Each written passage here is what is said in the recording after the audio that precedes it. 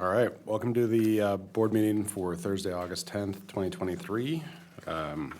We will start with the invocation by Director Connors and the Pledge of Allegiance by Director Chafee.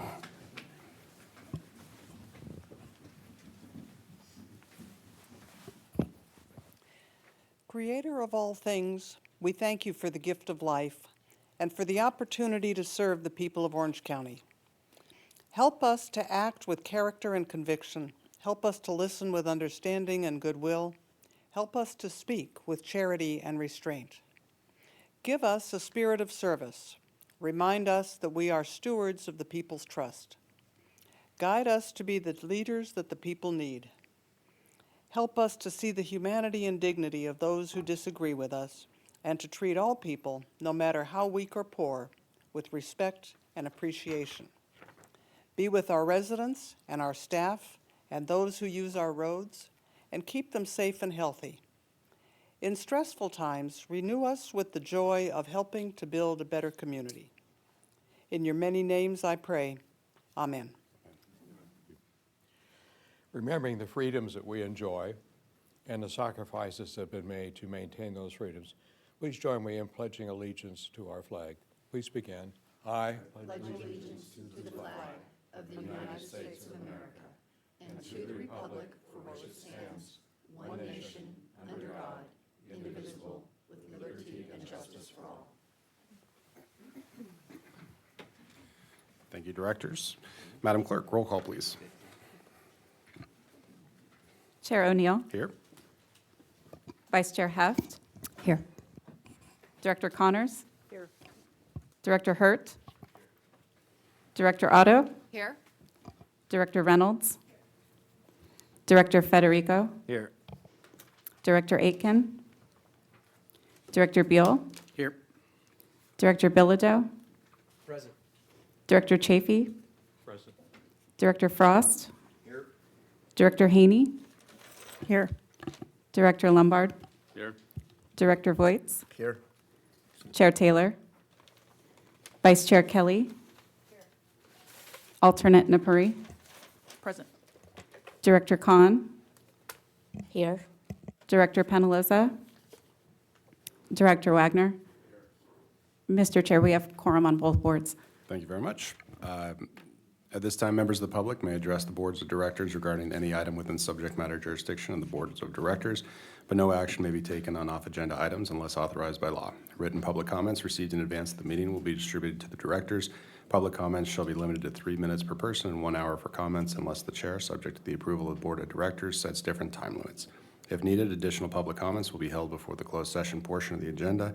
During public comments, continue part 2 and shall be limited to 3 minutes per person unless the chair, subject to the approval of the board of directors, sets different time limits. Madam Clerk, have we received any public comments? There are no public comments. All right. Directors, we'll be moving into the consent calendar. If you have any questions or comments regarding any of the items today, just simply raise your hand and make sure that I note. We'll go first into the San Joaquin Hills consent calendar items 1 through 3 and number 5. Do we have any directors that would like to pull or discuss any of the items? Seeing none, I'll entertain a motion. I'll move the consent calendar. I'll second. You got them both? Director Connors and Vice Chair Heft. We'll go ahead with the vote. All in favor, say aye. Aye. Any opposed? Okay, we'll move into the Foothill Eastern consent calendar, items 1, 2, 4, and 5. Foothill Eastern directors, do we have any items you'd like to pull or discuss? All right, seeing none, I'll entertain a motion. I'll move the consent calendar. Okay, Second. all right. So we had Director Voits and Vice Chair Kelly. All in favor, say aye. Aye. Any opposed? All right, that passes unanimously. We'll now go into board business item number 6, the employment agreement for Chief Executive Officer Ryan Chamberlain. My guess is Ryan enjoyed hearing that title for the first time.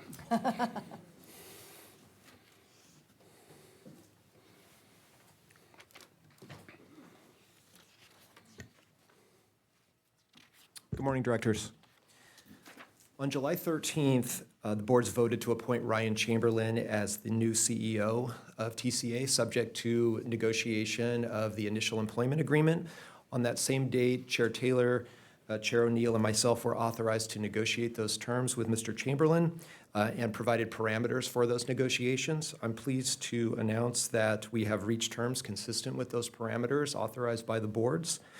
The key terms of the employment agreement that is recommended for adoption by the boards would be a 3-year term starting August 28th, 2023, running through August 27th, 2026.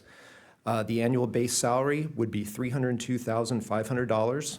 Comprehensive annual leave, 24 days for the first year of employment and 28 days for each subsequent year. Administrative leave in the amount of 5 days per year for Mr. Chamberlain to attend agency-related business and activities. Deferred compensation in the amount of $31,000 per year. A merit bonus in the first year of up to 5% of salary based on performance. Automobile allowance of $765 per month. Life insurance in the amount of $500,000. And health insurance with TCA paying full premium for Mr. Chamberlain and his dependents. So that, I'm happy to answer any questions related to the terms of that agreement, but that is recommended by the chairs for adoption by the boards.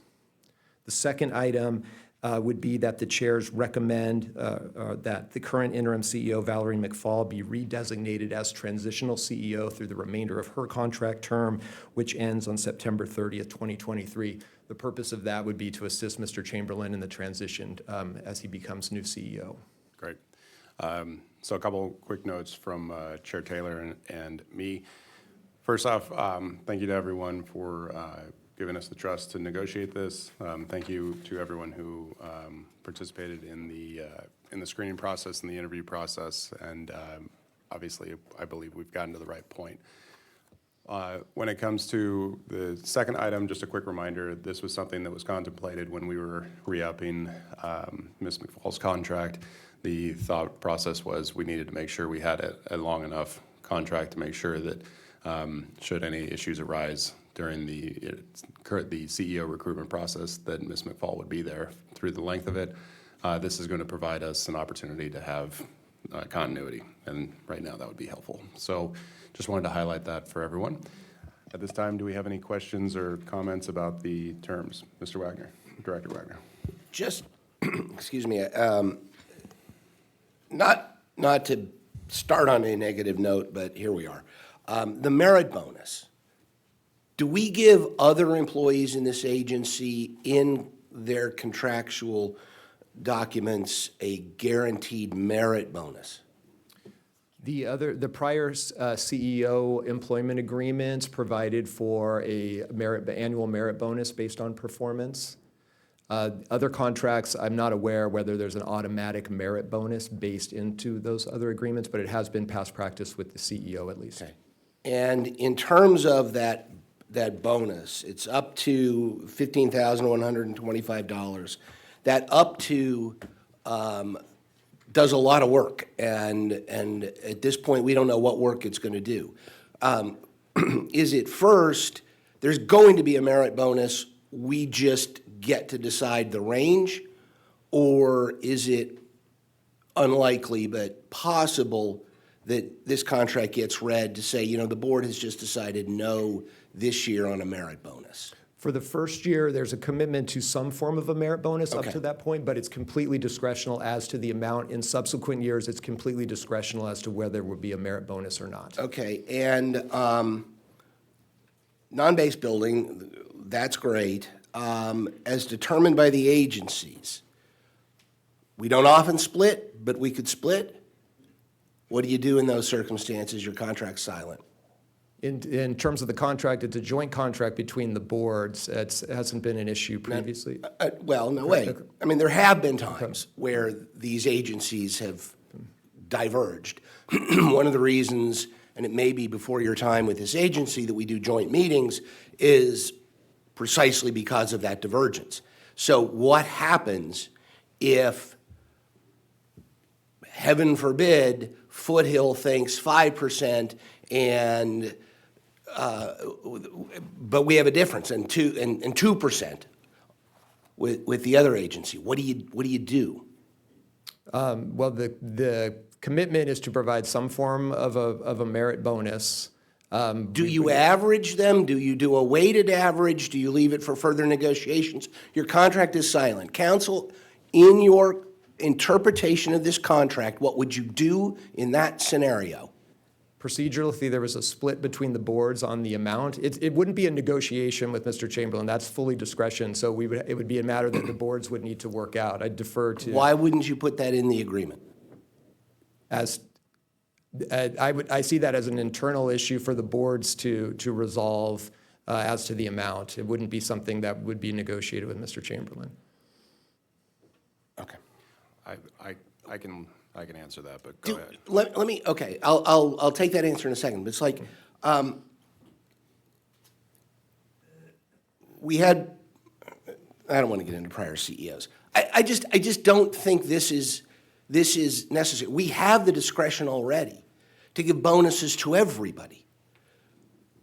Why would we write it in? I mean, if we really want to give something more, let's just say, instead of the annual salary of $302,000, we'll do, pick a number, $307,000, $310,000. Why don't we just make it clean rather than set ourselves up for something later?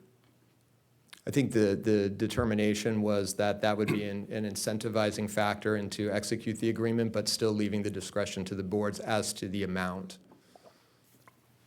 Really? The incentive to take this job turns on that provision? Not exclusively on that, but just an extra factor in the contract. Okay, thank you. Yeah. Couple things. The merit bonus discussions at section 4.2.8 says CEO should be eligible for a non-base building merit bonus of up to 5% of gross salary as determined by the agencies after 12 months of employment.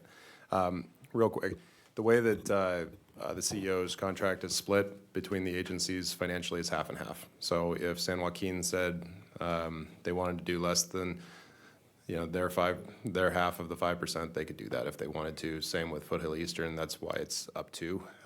Typically on when you're talking about a 5% bonus potential, it's really just to kind of give an operating range for the boards in 12 months. So if in the discussion the discretion is nope, didn't deserve it, okay. If he did, then you've got the 5%, and you don't now have to go try to negotiate 10% or 12.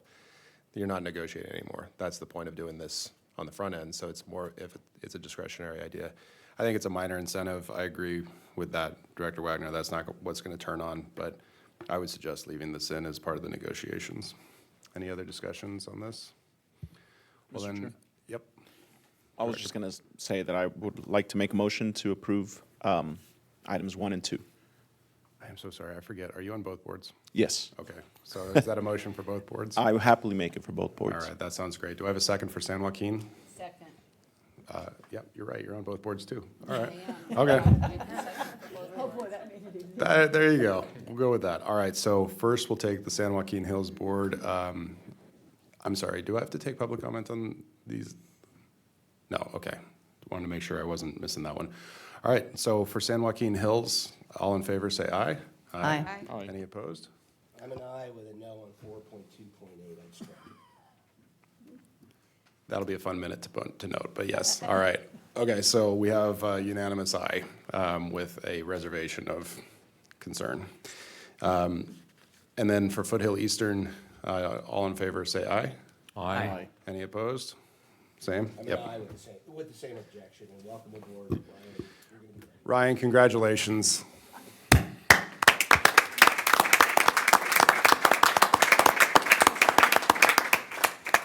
So just a quick reminder for folks, the contract will begin on August 28th. Gives Ryan a little bit of time to transition from his current position. So we look forward to August 28th, Ryan. Congratulations.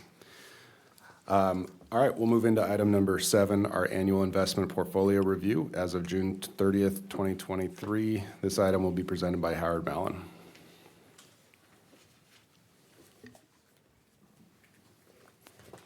Good morning. I'm Howard Mallon, the Senior Director of Finance for the agencies. This is a information-only item, and it was presented to the Joint Finance and Investment Committee on July 26th. As a way of background, the And best practice, we provide the boards a monthly investment report. In addition to that, Chandler Asset Management, the investment advisor for the agencies, provides on a quarterly basis a detailed update on the performance of the investment portfolios to the Joint Finance and Investment Committee, and then annually a summary annual report to the boards of directors, which they will do today. For fiscal '23, I'm happy to report that we've had positive results in our investment portfolios due to the use of flexible investment strategies that allowed us to take advantage of rising interest rates. With that, I'd like to introduce Jason Schmidt, the Co-Chief Investment Officer at Chandler Asset Management, to provide the annual investment portfolio review.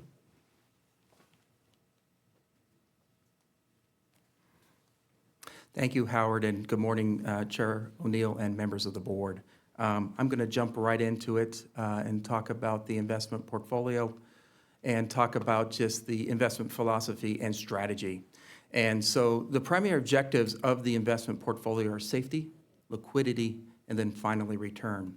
In general, the investable universe for this portfolio is government and corporate bonds that are rated A or better with an emphasis on capital preservation. Also, state law and the governing agencies' policies do not permit the purchase of stock in any individual company. The strategies for the agencies are flexible. They provide liquidity when needed. They are also managed in a very disciplined manner.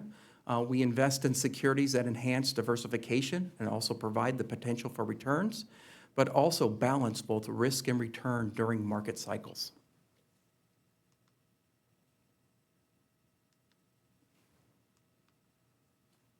There we go. The strategies have been successful. So the agency strategically positioned the flexible investment strategies to capitalize on higher interest rates. We had constantly maturing securities that allowed us to reinvest into higher yielding securities. This increased both the yield and the earnings on the agency's portfolios. Also, the higher earnings and yields from the reinvestments were the primary factor that led to the outperformance versus that of the benchmarks. Looking at the characteristics of the portfolio, so the average book yield of the portfolio increased over the fiscal year from the reinvestments. Looking at San Joaquin Hills first, the cash flow including unrestricted reserves, the book yield increased from 1.15 to 3.04. In the indentured funds, the book yield increased from 1.52 to 2.30. Moving to Foothill Eastern, you can see the cash flow including unrestricted reserves. The yield increased there from 1.08 to 3.33, and the indentured funds increased from 1.39 to 2.33. Looking at total return, so total return not only includes the earnings of the portfolio, but also the change in the unrealized gain and loss in the portfolio. And looking at San Joaquin Hills, the total return, the cash flow including unrestricted reserves, the total return was 1.96. For the indentured funds, it was 1.39. Moving to Foothill Eastern, the cash flow including unrestricted reserves, the total return was 2.15%, and the indentured funds, it was 1.13% over that period. Looking at the structure of the portfolio for San Joaquin Hills, the total portfolio value is about $836 million. The funds are really allocated depending upon their sources and uses, so they're put into these different groups here. You can see that the two largest categories here are yield-restricted securities, restricted for tax reasons, and then the cash flow including unrestricted reserves, which is approximately $275 million. Those are the two largest components of the portfolio. Looking how the portfolio is invested, you can see that the total market value, again, was $836 million. We invest in a broad, well-diversified portfolio with different types of securities. The two biggest components of this are corporate bonds, which are approximately $131 million, and then also U.S. Treasuries, which are approximately $509 million. Moving on to Foothill Eastern, you can see this portfolio. Again, we take the funds and place them into groups depending upon what the sources and uses of those funds are. You can see the market value here is around $713 million. This portfolio, the size declined over the year. The reason being is there was approximately $235 million that was used for early bond prepayments, and that provided significant savings on interest paid for the agencies. You can see here the indentured reserves make up around, these are the two largest categories. The indentured reserves are around $231 million, and the cash flow, including unrestricted reserves, are approximately $368 million. You can see this is also a very well-diversified portfolio with lots of different types of securities. And here you can see the two largest categories are U.S. corporate bonds, which are approximately $174 million, and U.S. Treasuries, which are approximately $214 million. Looking forward for the future strategy, and so the environment that we have today is the economy continues to grow. Gross domestic product here in the United States is expected to grow about 1.6% for 2023. We also are seeing easing of inflation expectations. In fact, the Consumer Price Index just came out today, and on a year-over-year basis, it's down to around 3.2%, so significant easing of inflationary pressures over that period of time. Also, we have an inverted yield curve, and an inverted yield curve is where you have a shorter maturity securities yielding higher than that of longer-term securities. And so when we're looking at placing the securities and how this relates back to the portfolio, we're going to remain disciplined in our approach, targeting around 90 to 100% of the duration. We are also going to purchase securities on the short end of the yield curve, really looking at some of those higher rates, but also balancing that out with longer-term securities in order to protect against interest rate declines over that period of time.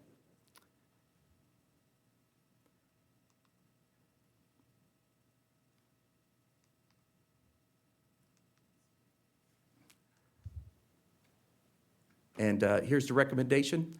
This is an information-only item for both agencies.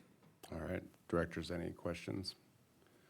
This made it through the Finance Committee previously. So anyway, seeing none, all right. Thank you very much. All right, thank Information only, and then we'll move into our last business item, item number 8, fiscal year 2024 capital projects update. This is going to be presented by Chief Capital Programs Officer Stephanie Blanco. Before Ms. Blanco presents, Ms. McFall, do you have any comments or questions? Or I'm sorry, any introductory comments? Yes, thank you. Good morning, Chair O'Neill and directors. This morning, I've asked staff to provide the boards an update on your adopted capital improvement plan. It will be presented by Ms. Stephanie Blanco, our Chief Capital Programs Officer, as well as Michelle Miller, our Chief External Affairs Officer. I really want to highlight all the hard work that staff has been performing for the boards to advance your plan, and I thought this was a good opportunity to provide that update. So that, Ms. Blanco, if you could begin. Thank you, Valerie. Good morning, Chair O'Neill and directors. I'm Stephanie Blanco, your Chief Capital Programs Officer. Today, I will be sharing an update on the fiscal year capital improvement plan, the CIP. The CIP is the agency's plan which outlines on-system projects that are being studied and implemented. As you're aware, the CIP was approved by the board last June. I'll be providing updates on current projects within the plan, including scope, schedule, and current staff efforts. This item is information only. This map shows our entire toll system and the current projects that staff is working on. I'll provide brief updates on SR 73 Catalina View project and the SR 241 Loma improvements. I'll provide a more detailed and robust update on the 241-91 Express connector, which is the agency's most active of our current projects, as we're getting the project ready for construction. The SR 73 Catalina View Improvements Project will add one lane in each direction through the Catalina View toll point. The purpose of the project is to provide operational improvements to maintain those free flow traffic conditions that are expected by commuters. The delivery of the project is expected for 2030, and staff is currently conducting high-level traffic analysis, reviewing traffic trends to determine the year of need for the project. And results and the delivery schedule will be discussed at an upcoming Joint Capital Programs and Projects Committee. The next project is the 241 Loma Improvements Project. The project will add one lane in each direction from the 133 to the 261. Again, the purpose of this project is to maintain those free flow conditions that are expected by commuters. The delivery of this project is approximately 2030, And the current status is that it's in the final design process, and more activity will occur once the 24191 Express connector is in construction. On to the main update, the 24191 Express connector. Staff has been working to deliver this project for over a decade and more extensively in the years after the 2019 term sheet was approved by the partner agencies. This update will be more robust than the other projects because we are currently completing design work, completing agreements, and getting the project ready to bid for construction. To start, I'll cover the project features. The project will have 7 miles of roadway improvements. 5 of those miles will be on the 241 toll road. 2 of those miles will be within the 91 corridor. It will include the construction of 2 new bridges to connect the 241 toll road to the 91 express lanes. Within the project limits, there will be 4 bridge widenings. And in addition to that, there will be 1.4 miles of retaining walls constructed to be able to hold up the slopes for the roadway improvements. The total project cost is $423 million. That's inclusive of project development, construction, and operational costs. And the project will be 100% funded from TCA cash reserves, which is available now. The 2019 term sheet, I know I've mentioned this, is the framework for delivery for the 24191 Express connector. This term sheet provided guidelines and a framework with the agencies, including the Orange County Transportation Authority, OCTA, Riverside County Transportation Commission, RCTC, Caltrans, and the TCA. It provided guidelines, responsibilities to deliver the 24191 Express connector, as well as identify projects within the 91 corridor that would be prioritized for delivery. It also allows for the foundation for the terms that would be included as part of the Masters and Operations Agreement to move forward. And also, it basically commits all of these agencies to minimize impacts to 91 express lanes. On this slide, it shows an exhibit of the 91 corridor and the priority projects that were identified in the 2019 term sheet. And so I'll walk the group through this. So the first priority project is the 1591 Express connector, and it connects the 15 toll express lanes to the 91 express lanes. It's currently in the design build phase and is expected to open by the end of this year. The second priority project is in blue, the 91 westbound corridor operations project. It adds 1 westbound general purpose lane between Green River Interchange to the 241 southbound on-ramp. That project was completed in 2021, is open to traffic. Lastly, I want to point out the 2 boxes in green. These are the third priority projects. It includes the 7191 interchange, and that project is currently in construction and is to provide a seamless connection between the 71 and the 91 freeways. It's currently in construction and will be completed by 2025. Then our critically important 24191 Express connector, again, is not dependent on the completion of the 7191, and our staff has been very diligent in ensuring that there would be no impacts or conflicts to the priority projects. And given the progress of the 24191 Express connector and the funding availability to get in construction, we hope this project gets implemented soon to be able to provide benefits to the community and public. So I want to get into the benefits for the 24191 Express connector, just to remind the board. The Express connector will provide a new regional mobility choice. It will connect the 241 toll road with the 91 express lane and provide that seamless direct connection. And then as a result of that, it removes vehicles from the existing connector and provides free flow conditions in both the 241 and the 91. And then we expect the project to shorten queues, especially on the 241 North, those afternoon queues that I'm sure you hear about. And then with less merging, weaving associated with those drivers on the 241 that want to access the 91 express lanes, there will be less collisions, less rear ends, less side swipes, less queue jumping, therefore improving safety within the 241 and the 91. Before I go into discussing the travel time savings associated with the project, I just want to walk through one would ask, how does the connector improve traffic flow?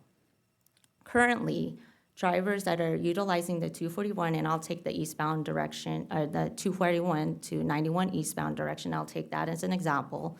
Those drivers that are going on the 241 north toll road and want to get into the 91 express lanes and continue east, they have to go onto the existing connector, weave through 5 lanes of traffic, and then get into the 91 express lanes to continue east. That results in a lot of weaving, merging, and a lot of stop-and-go traffic that folks see on the 91, and it adds to the queue that you see on the 241.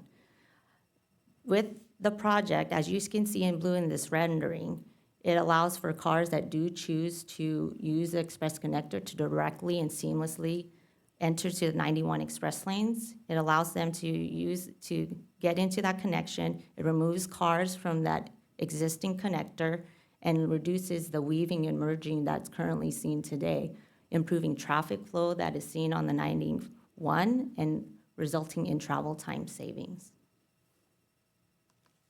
Oh, not too fast. So I want to talk about the numerous traffic studies that have been completed. And so as a result of that, many of our traffic studies and we've looked at not just in our area within the Express Connector, but a wider area between the 91 corridor, from the State Route 55 in Orange County to McKinley Street interchange in Corona Riverside area. And based on our traffic analysis, the average travel time savings that would be realized in the morning in the westbound direction is 27 minutes for this distance of 19 miles. In the evening, in the eastbound direction in the same distance, we would see a savings. Our studies are showing that there would be a savings on average about 20 minutes. And in these next slides, I'm gonna talk about a number of different scenarios depending on the direction and the time of day you travel, and what is the travel time and travel time savings that our traffic studies are showing. So this is the westbound 91 at 8 a.m. And again, this is from McKinley to the McKinley Street in the Corona Riverside area to State Route 55 in Orange County. It's about 19 miles. So currently, if you're traveling at 8 a.m. Without the project, the travel time will be about 53 minutes. With the project, with a direct connector, there's going to be, again, some travel time. There will be no more merging, weaving, especially in that county line area, and travel time will be reduced to 25 minutes, resulting in over 28 minutes saved. I apologize, I had one more slide before this. Okay, travel time savings. Now, looking in the opposite direction, eastbound 91, in that peak commute period.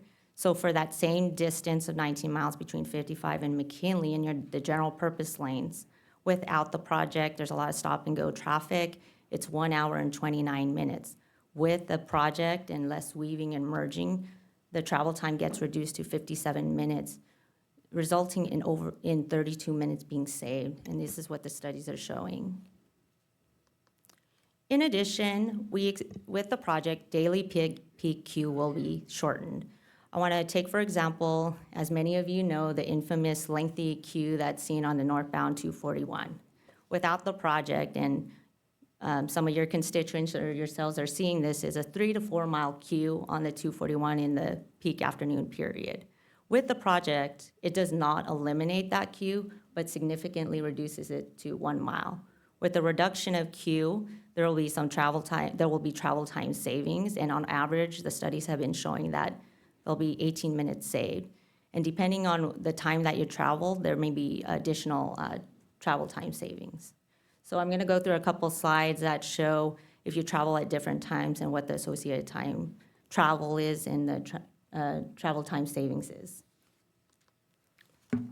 So if you're traveling from the 241 northbound to the eastbound 91 to McKinley Street for a distance of 15 miles in general purpose lanes, so without the project, the travel time will be about 36 minutes.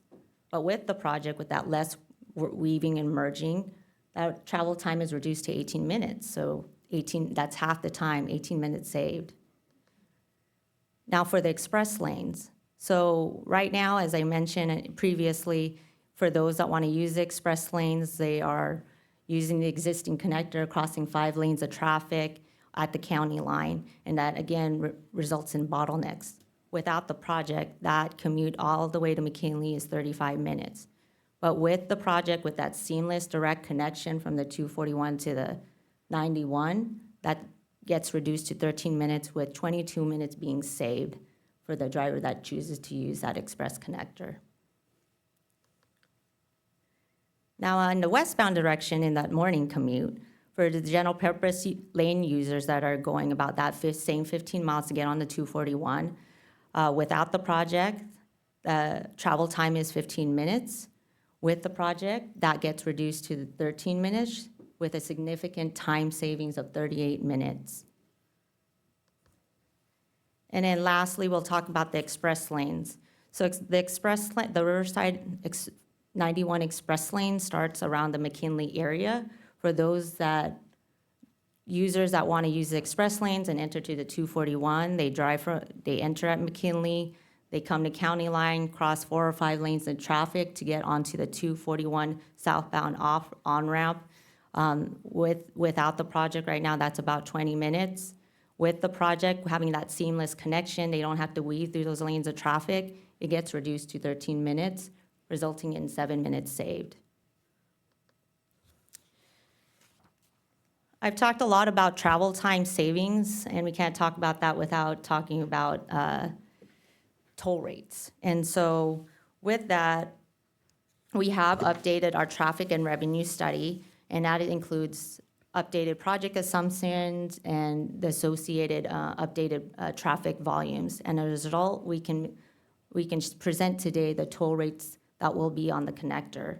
So I'll take it by direction. So for the 91 west to the 241 south, the off-peak toll rate will be $2. For the peak toll rate from the 91 west to 241 south, and that's usually the morning commute period, it will be $5.15. So the table on your right shows the specific days and the hours that you travel and associated rates.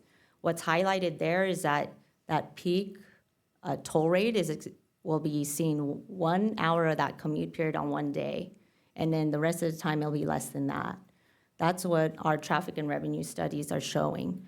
And again, just to remind the board is that the express connector is dynamically priced, which means that when there's less cars in the connector and the 91 express lanes, there's lower tolls. When there's more cars in that connector, it's likely that there will be higher tolls as a result of that. And these pricing mechanisms maintains free flow conditions within the 91 express lanes. Now we look at the other direction, the popularly traveled 241 north to the 91 east. Off-peak toll rates, based on our traffic revenue study, is $2. For peak toll rates in that afternoon commute period will be $7.75 on a Friday afternoon.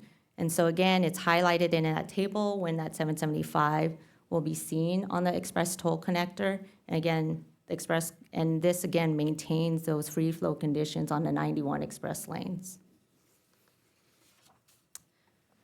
So, Sure, go ahead. Just to be clear, I'll call on everybody afterward too, but go ahead.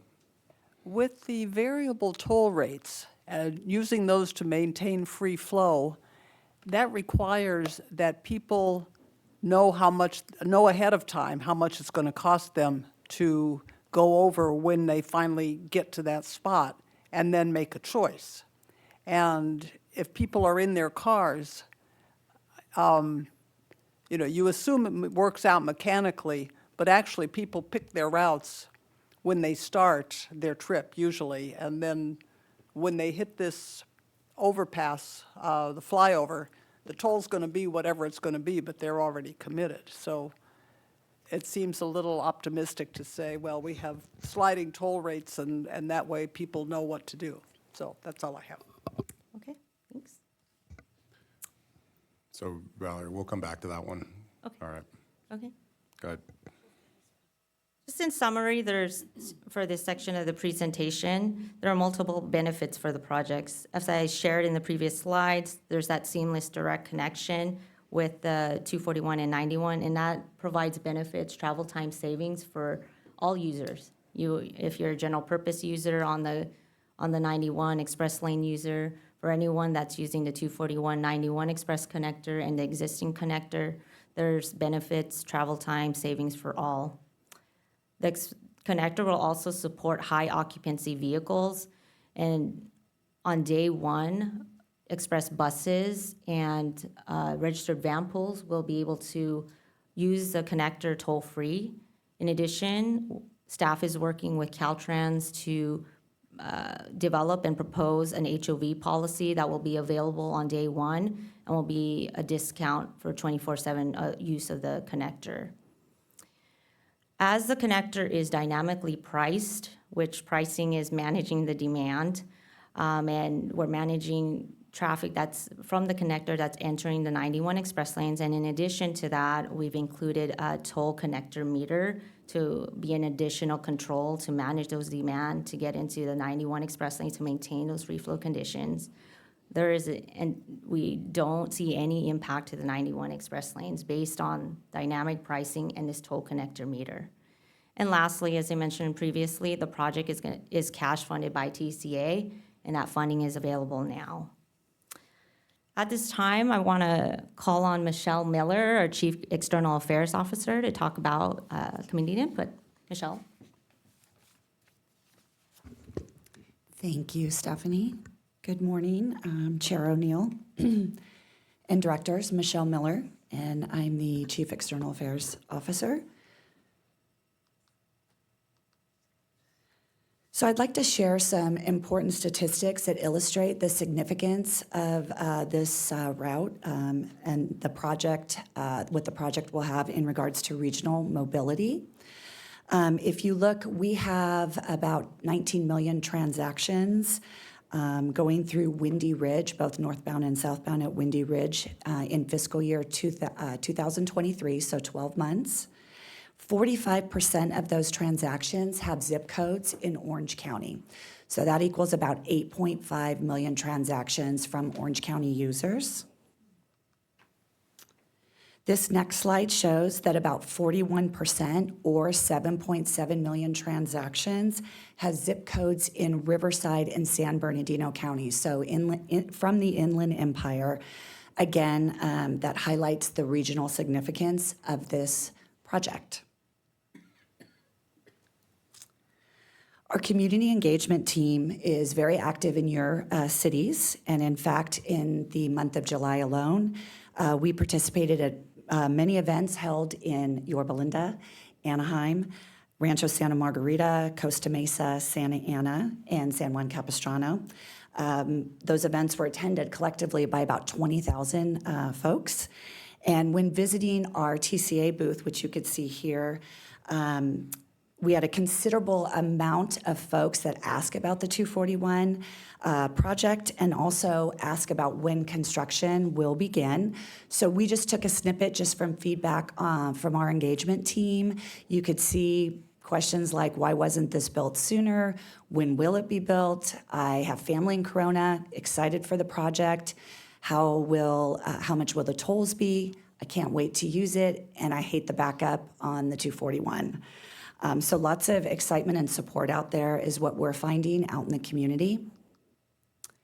And we do, in addition to being out in the community, we do, as you know, have a robust social media platform and campaign program.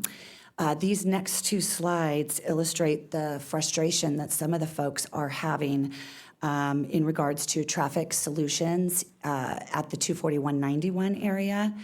And just want to make a note that we do receive comments quite frequently.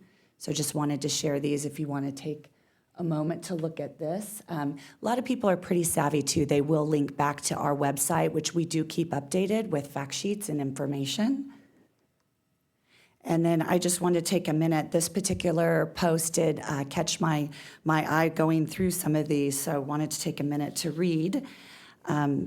I hate when you can't get into the express lanes from 241. It's ridiculous. They're going to build a bridge that connects the 241 to the express lanes, part of what causes traffic and all the cars from the 241 merging across the whole 91 to get to the express lane. Someday, hopefully, responds the last person with a link again to our webpage. So with that, I will turn it back over to Stephanie to wrap up. Short here. So we're nearing the end of the presentation, and I want to share the current progress, status, and next steps for the project to get into the construction phase. Staff has been working diligently and cooperatively with the partner agencies to move the project, especially since approval of the 2019 term sheet. In summary, 160 partner agency meetings have been held. This is at the executive management levels and also the technical disciplines, whether it be operations, pricing, finance, and the like. Through these working groups, there are policy and technical items being discussed, and based on those discussion, terms are included as part of the master and operations agreement. I wanted to highlight that, I talked a lot about travel time, savings and travel time. The staff has completed over 70 traffic operational analysis tasks. And I just want to direct your attention here. We do have on this side here is our, for the 24191 connector, that's the traffic analysis study. It's very robust. It's what's required for the environmental document approval, and it meets federal and state regulations, and that was approved as part of the environmental document. And that's what's typically necessary in order for a transportation project, whether it be a roadway widening or an interchange project or a connector project. That's what's typically required for approval to get into design and then get it into construction. With the 24191 Express connector, we've done a number of additional analysis. We've provided data. We have, based on partner agency requests for additional studies and questions on the traffic operations benefits, we've had to do a number of different efforts to be able to address those questions and those requests. And these binders is a culmination of all of that information and data that's been provided over these partner agency meetings. Also part of our effort has been our traffic and revenue updates, and that's why we've been able to provide toll rates today. We've also, staff has had coordination with the California Transportation Commission as it relates to the tolling authority approval process. And we've developed a draft final master agreement that has gone through several reviews with the partner agencies, and there are just a small number of items that need to be addressed. And then staff is currently working on the operations agreement that will be ready by this fall.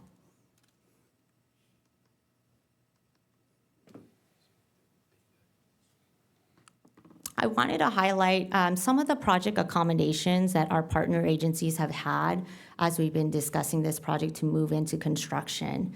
And so one of these things is providing a county line egress or access into the express lanes to simplify operations. We've also agreed to having OCTA and RCTC provide input and approval of our dynamic pricing parameters on the express connector. We've added, as I mentioned previously, we've added a toll connector meter as a backstop to dynamic pricing to manage demand on the express connector, getting onto the 91 express lanes.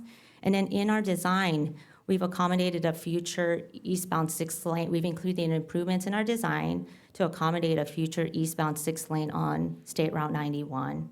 We've gotten some additional requests from our partner agencies, and that includes reimbursing OCTA, RCTC for project development costs, for the consultant costs to review our projects. And for their support, the last item, for their support, RCTC has requested $10 million for a project on the 91 near the McKinley Street interchange. And our response has been that it requires the Foothill Eastern Board approval and a commitment that the 24191 Express Connector goes into construction and is operational. So staff has done a lot to be able to address the many concerns and requests provided by the partner agencies. And this is my last slide, and this is just staff has been working very diligently to get this project ready for construction, and I just want to cover the many milestones that we have covered. So the term sheet that was approved in 2019, check on that. We have the environmental document that was specifically for the connector, approved in 2020. We're in the 100% design package. We're very close. We expect Caltrans approval by this fall. And again, I know I mentioned this a number of times through the presentation. The project is 100% funded, cash funded by the TCA. This is available now.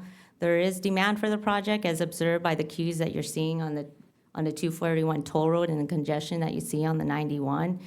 And then, as Michelle mentioned, as you know, our staff is going to community events and on social media, and even in the public comments from the approved environmental document, there's support from the public. So, as I mentioned, you know, the staff has been working really hard to get this project into construction, and we've accommodated partner agency requests. We completed the technical tasks, and this project is really ready to go into construction and provide benefits for the commuting public. So that concludes my part of the presentation. I want to turn it over to our interim CEO, Valerie McFault, for any closing commentary. Thank you, Stephanie. And directors, I just thought it would be a good opportunity today. I know a lot of you are new to the boards and haven't had this extensive of an update. So just real quickly, next slide, please. My back one. We've addressed a lot of the questions that our partner agencies have presented to us over the number of years. We've demonstrated that there isn't a benefit to the entire 91 corridor. Our toll rates are $2. The agency is fully funding the project, and we are working with our partner agencies to work on the dynamic pricing algorithms, and we've also put measures in place to minimize any impacts in the 91 Express lanes. Next slide. This is the final slide for today. We feel staff, our project is shelf-ready, just waiting final approval for the design package. The next steps would be to work with our partner agencies in a cooperative fashion to get the master agreement signed and the operations agreement in order to move this project to construction. And having those, the project could advance to construction as early as 2024, next year. So with that, next slide. This information only for today. We just want to give an update, and we're happy to answer any questions that the board members may have, but we thank you for your time this morning. All right, so we've got Vice Chair Kelly. If you'd like to speak, just raise your hand and I'll put you in the queue. Thank you. This was a really good presentation, and I've actually been following this project and the efforts for a number of years.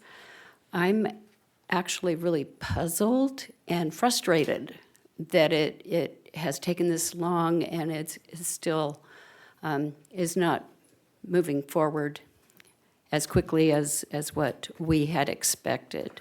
There have been a lot of roadblocks and hurdles, and it seems like our agency has addressed them. It seems to be shelf-ready. It's 100% funded by this agency, no state dollars or county dollars.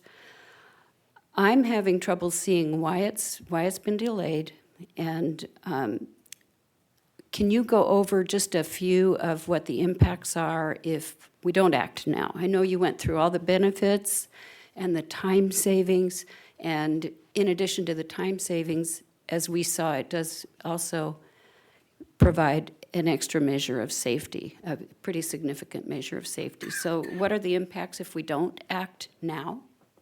Director Kelly, if the project does not get completed, those queues that are, especially in the northbound direction during that afternoon peak, will be those lengthy line of cars. It's going to be extended further down the hill on the 241.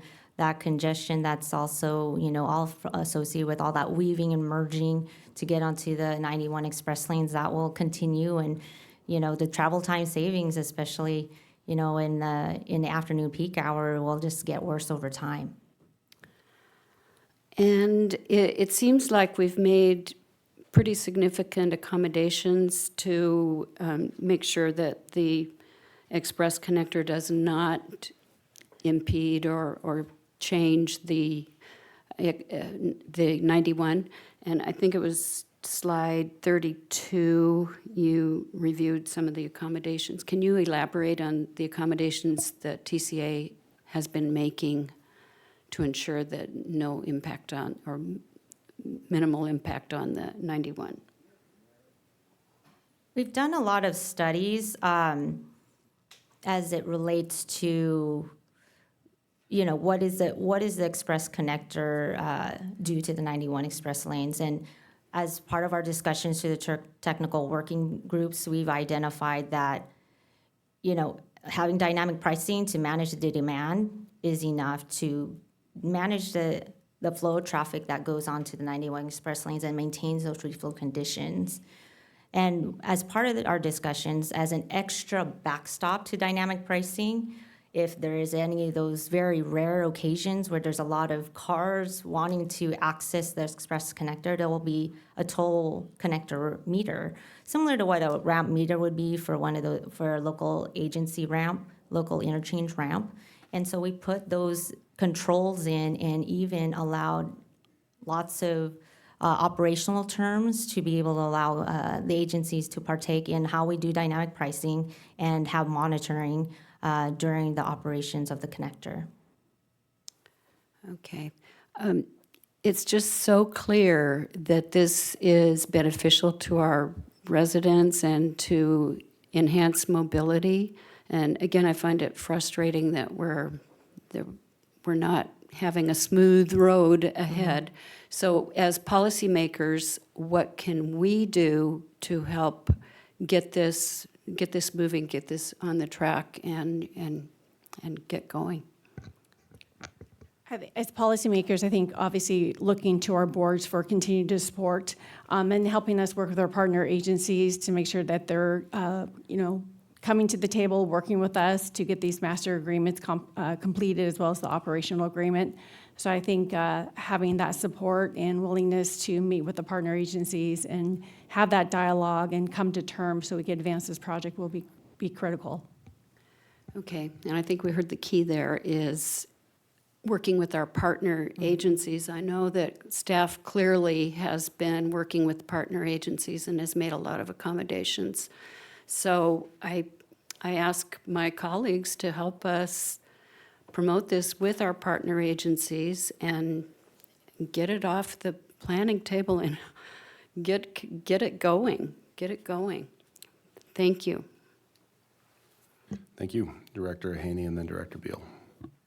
Thank you. Thank you for that presentation. I lived in Corona for a short amount of time, and now I live in Yorba Linda, so I'm a victim of all of this, and I've had near misses. And Peggy Wong, I know that she was chair of this committee, and her and I have worked together, and we were both very concerned about the safety, not only just the time savings, but the safety aspect of this project. And since it's been approved in 2019, and all of the boards and all of the organizations have voted to, move it forward, what is the holdup exactly? Like, why isn't it moving forward? That's my first question. There's a handful of items as part of the master agreement that our partner agencies have raised that we're trying to sort through, such as what is the cost of the toll? Well, we have that information now, it's $2. The other question is the HOV policy. That's something that we are working with Caltrans to address, and we will meet that item. The other questions revolve around funding and whether or not there's a share in revenues.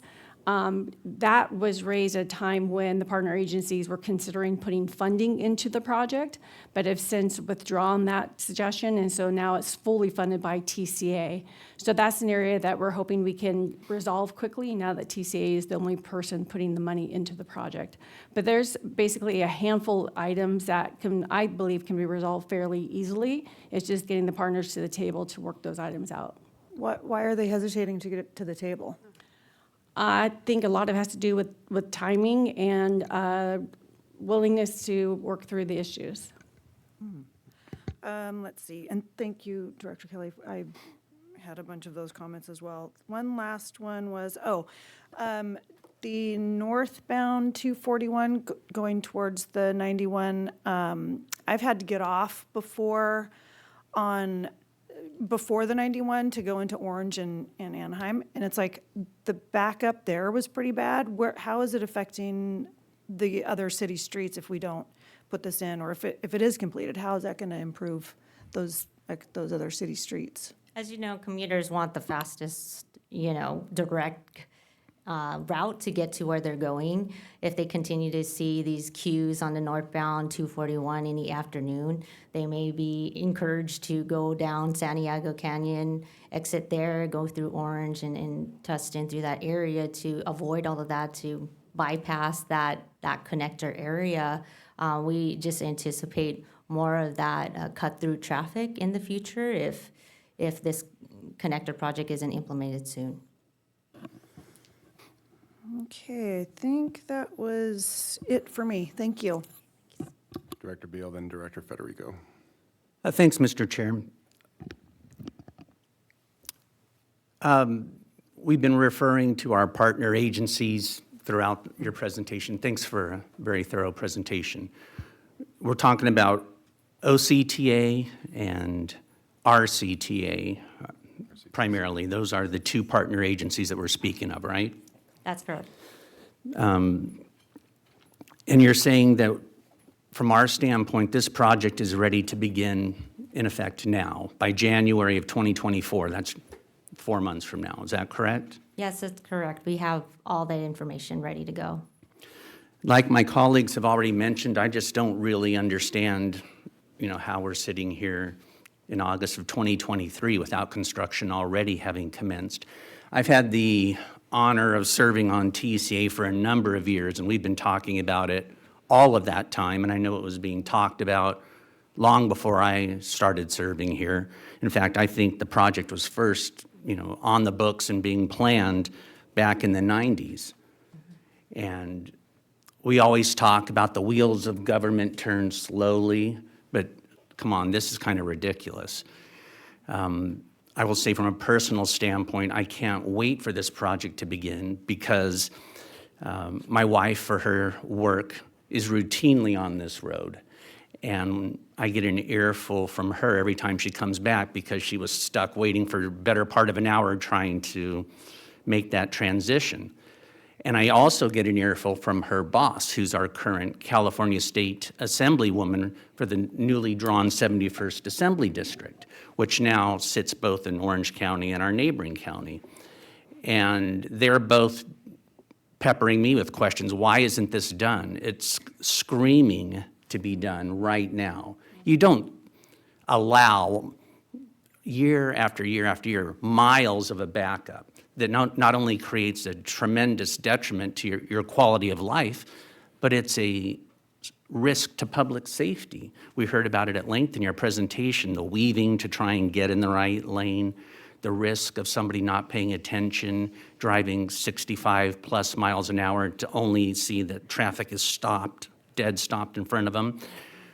In Orange County, you may recall a few years back on a different road, there was a similar project that needed to be completed. Traffic was at a complete stop, and there was a terrible accident where 3 young children were hit by like a big truck and killed.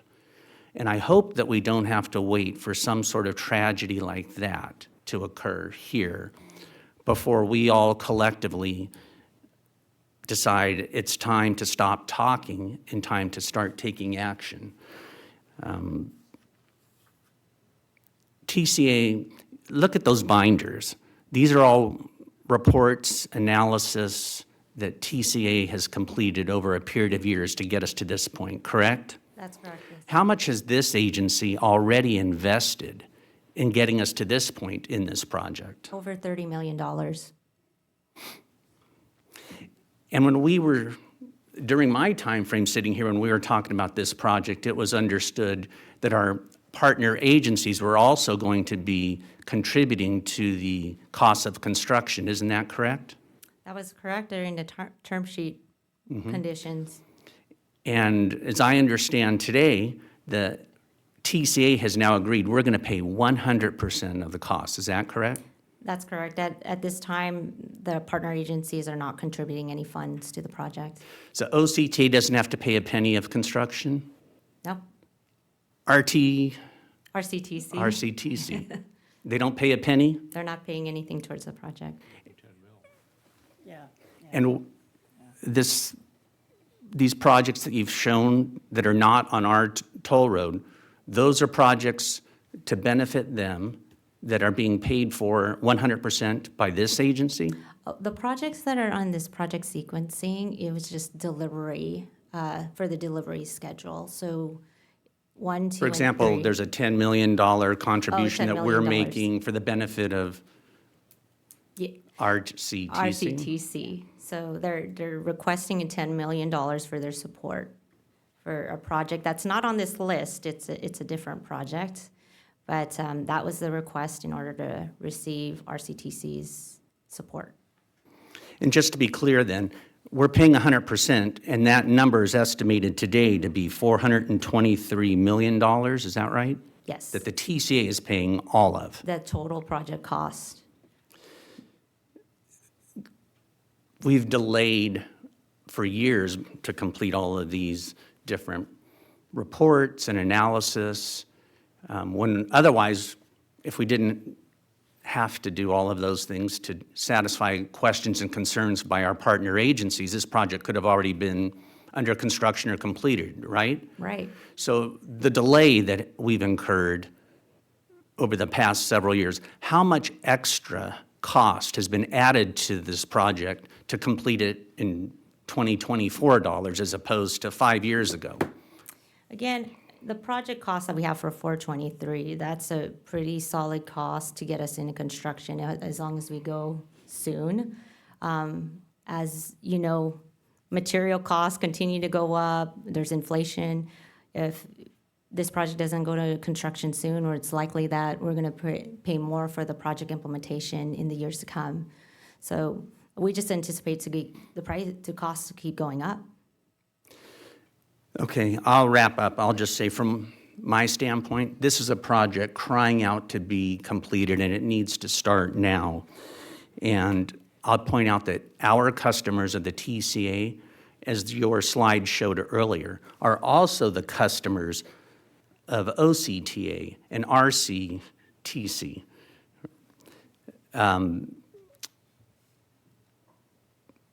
They're the same folks. It benefits people throughout the region. It increases their quality of life and betters it. It reduces risks to public safety.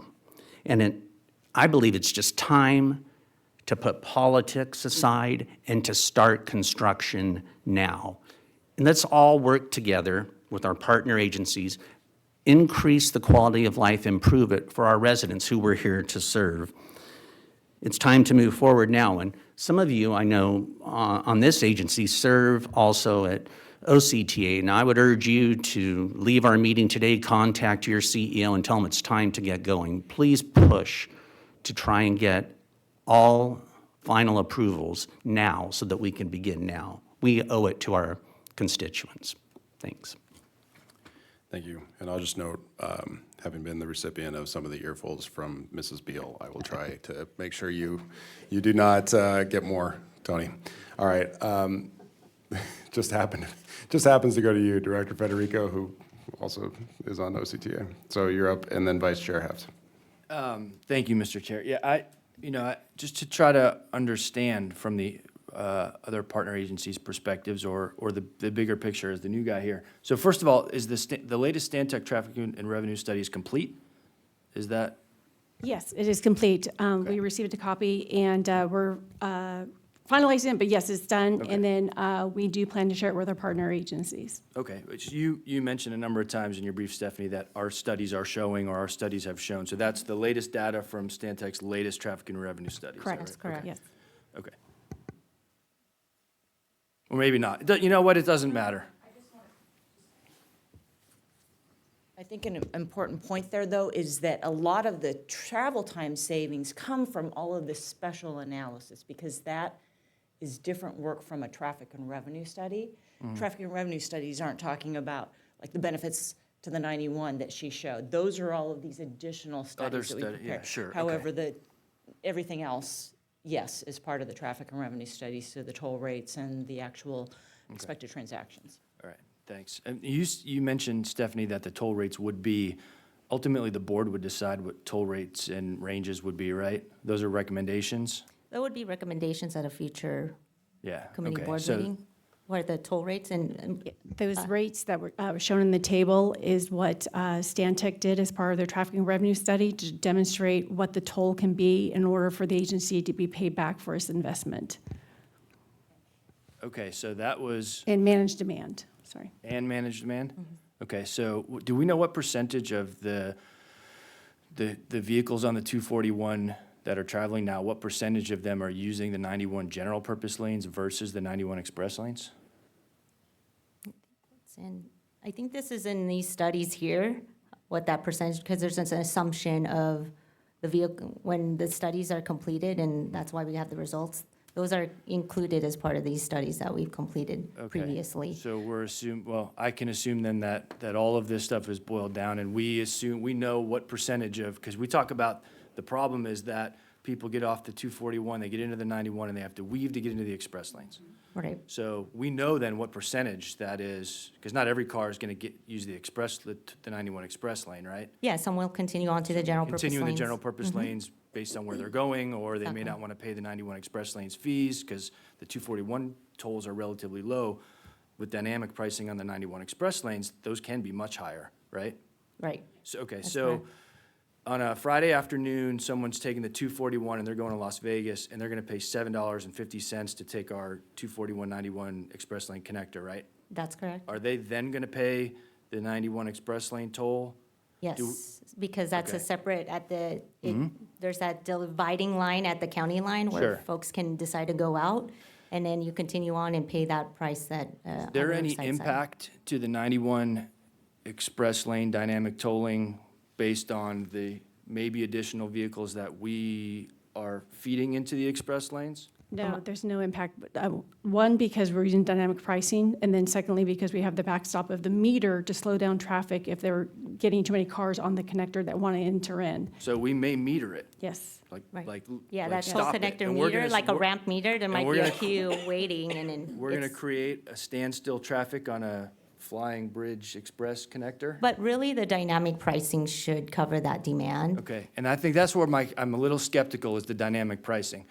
If I'm driving that, I'm skeptical that $7.50 is going to be enough to keep me from doing that versus going into the general purpose lanes. I would think we are probably increasing, at $7.50, we're increasing the number of people who might choose to use the 91 express lanes. I just want to make sure we're not missing an unintended consequence here, that we're putting extra cars into the 91 express lanes and creating a challenge. We're certain that that's the case. So we use the same traffic and revenue consultant that also does work for OCTA, RCTC, so the 91 express lanes. So they have all of that data, and yes, we are very comfortable with the work that's been done, the analysis. In fact, both OCTA and RCTC recently had updates to their studies, which, were trusted, and we believe that, all that information was used and it's been updated, and I think that's the benefit of having the same traffic and revenue consultant, because they do have access to all of the data. Yeah, it's a holistic look. So we're confident that the toll rate actually will be, I'm using $7.50 because it's Friday, the Friday peak hour. $7.50 is going to manage the flow of traffic into the 91 express lanes, and it will not impact the current pricing on the 91 express lanes. No, the assumption, though, is that both OCTA and RCTC would continue with their existing toll policies, so they would still be responsible for managing some of the traffic, because think about, there's only so much traffic that will come off of the 241, so there's entry from the 55, there's entry from the county line, so there's still other entry points of traffic onto the 91 express lanes that they will have to just continue with their regular policies, no change because of our project. But the assumption for the toll rate on the connector is that it's managing the connector demand.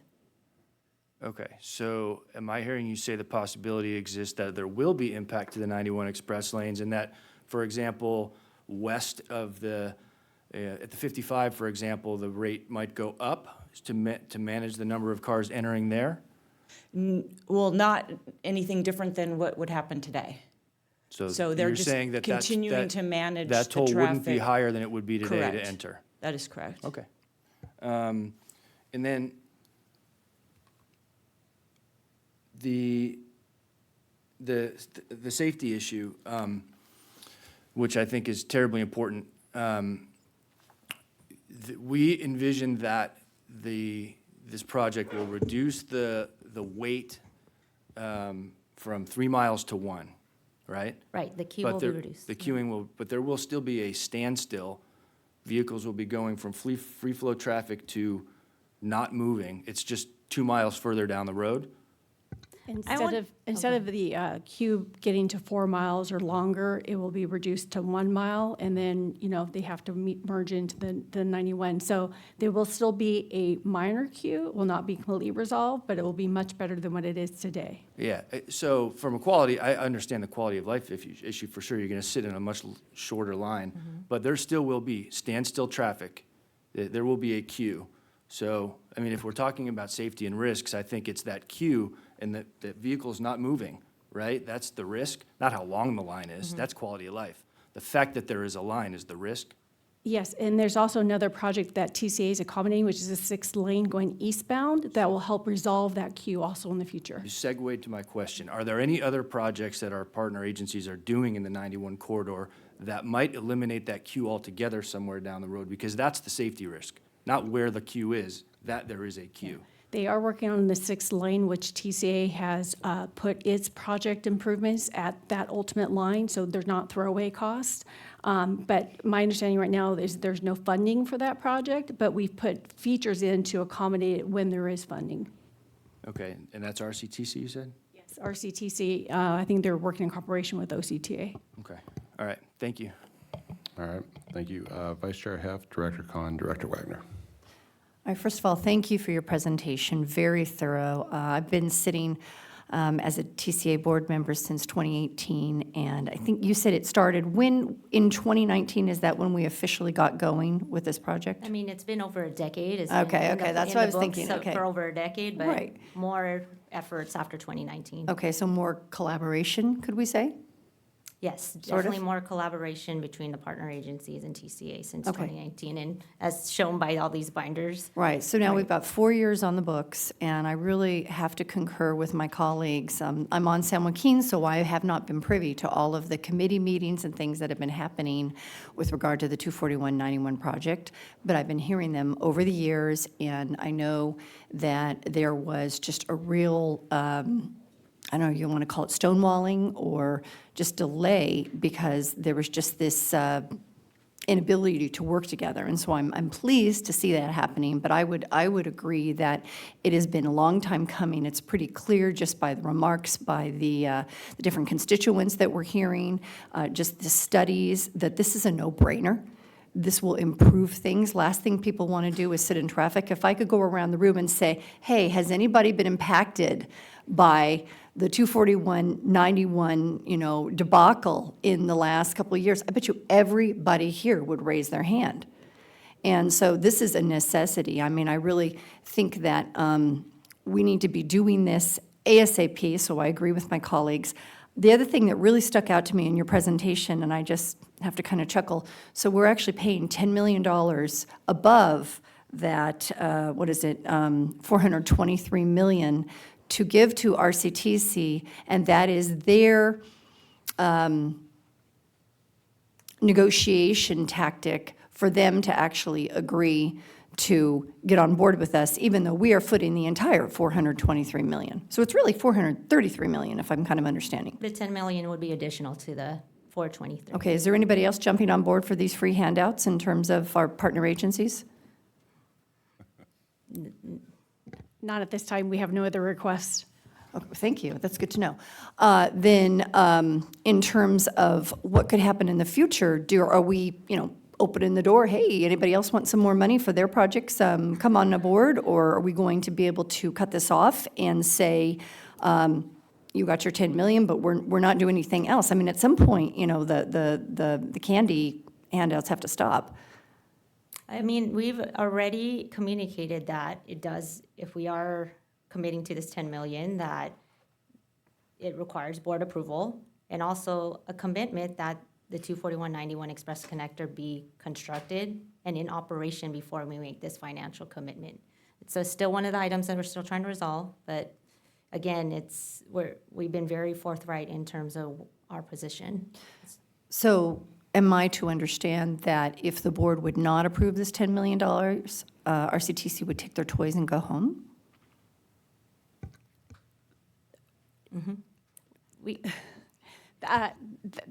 It is a request that we've received that would go a long way in ensuring the project is moved forward to construction.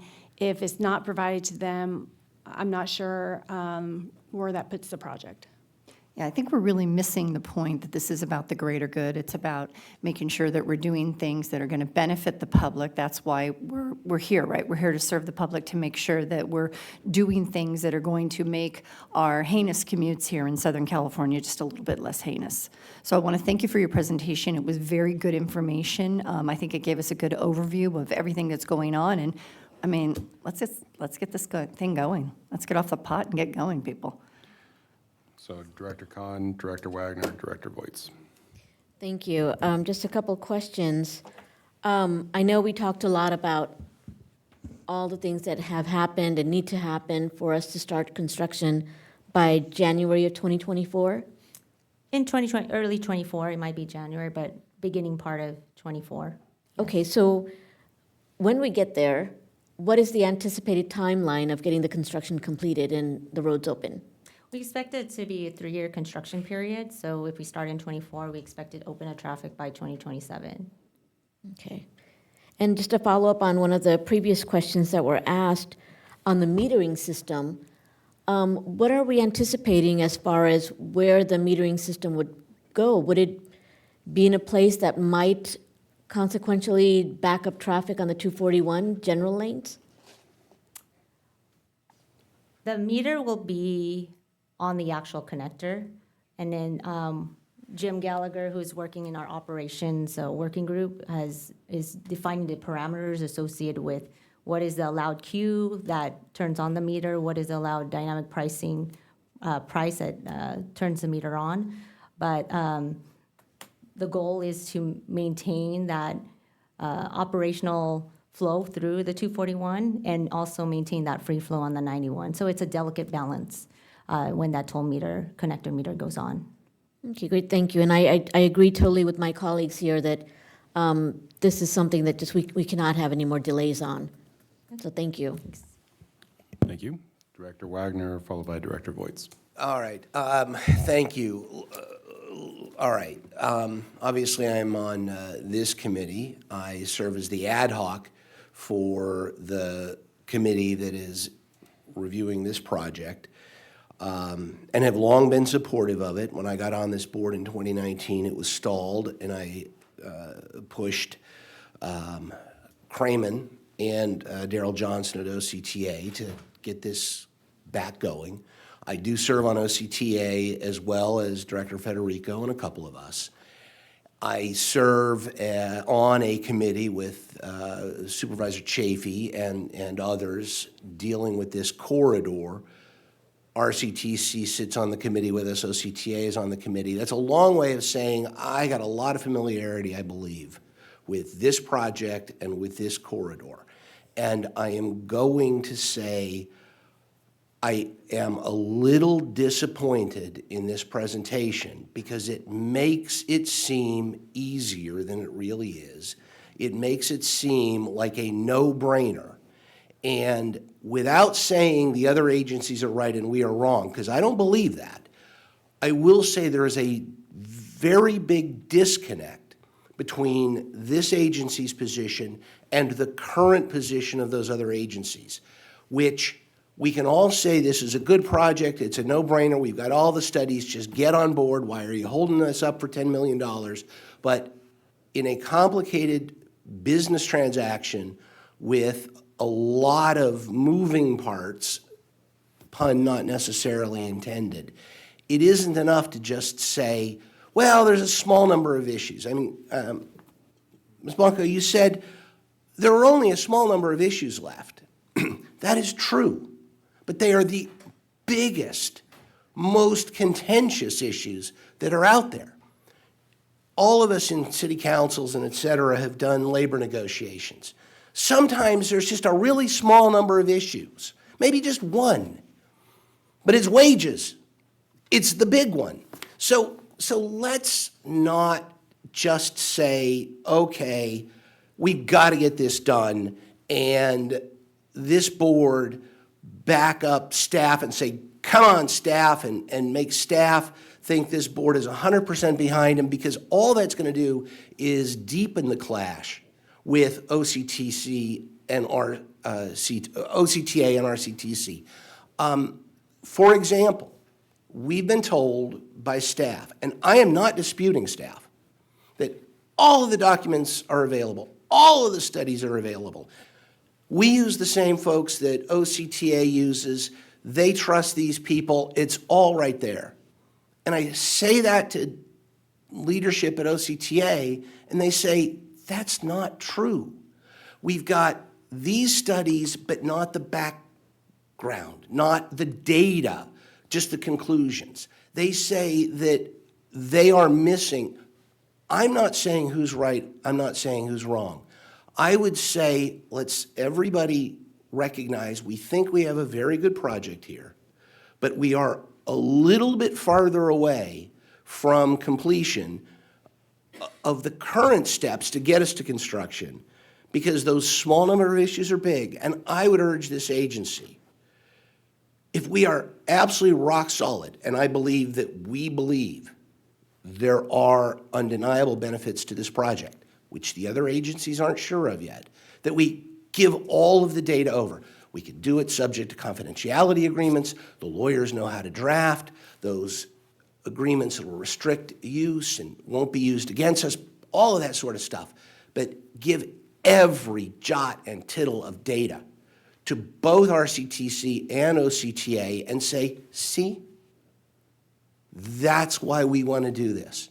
And then when they respond, we're all working from the same basis.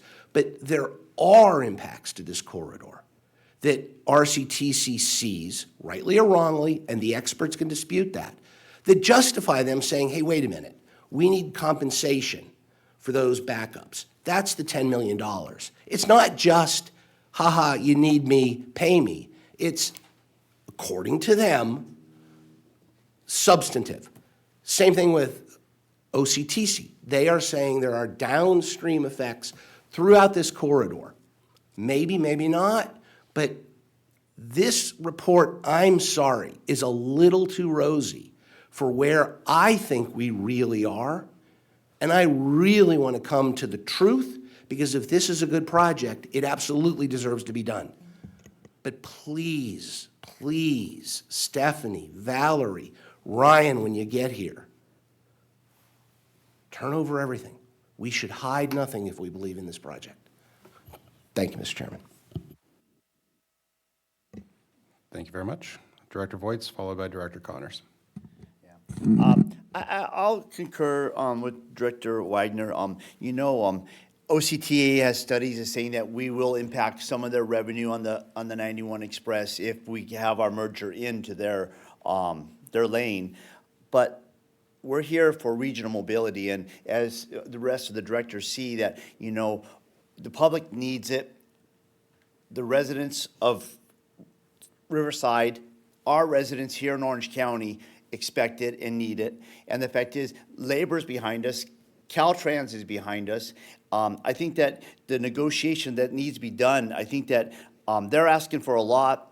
I know that because of inner talkings, they are asking for some that will not, this board will not give. But I think that transparency, and I think that letting them know where we stand and where we're coming from, if we're on the right side of this issue, we win that. But the fact is, I think that it's far over time to where we have to call our hand, put the hand out on the deck and let them see what they have come back, because, RCTC has put down their $10 million OCTAs, not really giving out their improvements they want. I think that what we're doing on the road, I think that we forgot to even put in the demographics that are on there, the extra lanes that we'll be putting on at the merger, at the connector. Are we not adding on extra lanes? Yeah, it's we put in the improvements for the future eastbound 6 lane. So for 1.5 miles? I believe it's around a mile, yeah. I About a believe, mile. So yeah. as we merge on to the 91, No, we're not actually putting the lane in. We widen the roadway bed to allow that, but To we allow did that. not include the But- actual but it striping will width. But be in the added future, lane. Yes, it's a Yes. future project, yes. okay. Well, I think that we have to show our hand, because the fact is that, that way we know what they want, where they're at, what their true objections are. That way we have a better picture of what it is. So thank you for your presentation, and thank you, Valerie, for your interim service to us. Thank you. Director Connors, followed by Director Beal. Thank you. This is a smaller question. There is a cemetery and Veterans Cemetery planned for the southeast corner of this interchange. And I wanted to know if you've been in contact with the Orange County Cemetery District or have made any accommodations to allow for an exit at Gypsum Canyon Road. I think that's the exit, to allow for that development. We are aware of the cemetery at this time. The project does not include any, off-ramps onto the cemetery at this time. We have not included any features associated with that. Got it. Director Beal, and anyone else? Okay. Thank you, Mr. Chair. Just one point of clarification, and I wanted to just follow up on Director Wagner's comments. From TCA staff's point of view, is there any single report, analysis, or other piece of information that the TCA has refused to provide to OCTA or RCTA as of today? I want this on the record. Is there anything that we are aware of that they're asking for that we are withholding and refusing to give? No, the only item that is outstanding is the final copy of the traffic and revenue study. All the documents that you've seen on the table there, all the operational traffic studies that we've done have been provided to all the partner agencies. We will gladly package them up again and resubmit them, but the only outstanding item is the traffic and revenue, which Amy Potter, our CFO, is working to finalize, and we should have that to them within the next month. That is the only item. Thank you. All right.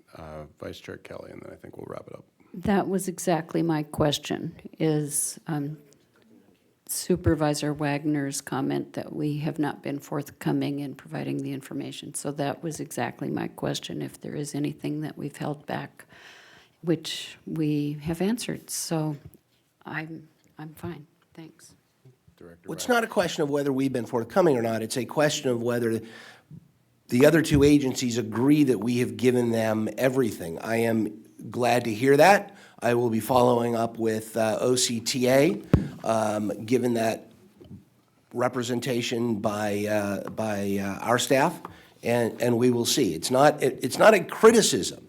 It is a statement that there are disconnects here that I think this report somewhat glossed over to make this sound like a no-brainer, and there's still some thinking that needs to be done.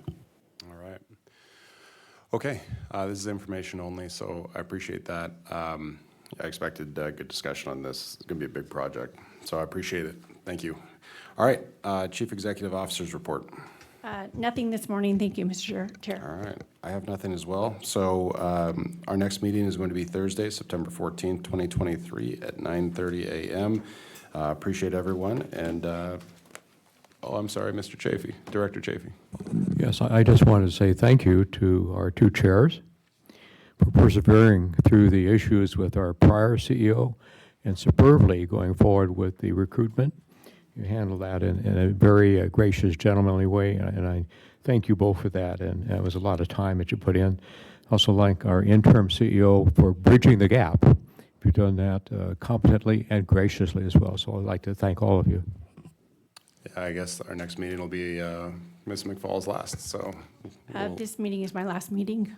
Oh, you won't be here for September 14th? No, I will not. But I thank you all, the directors, for your support over the last year plus. And I leave you in really good hands with Ryan Chamberlain. So, yes.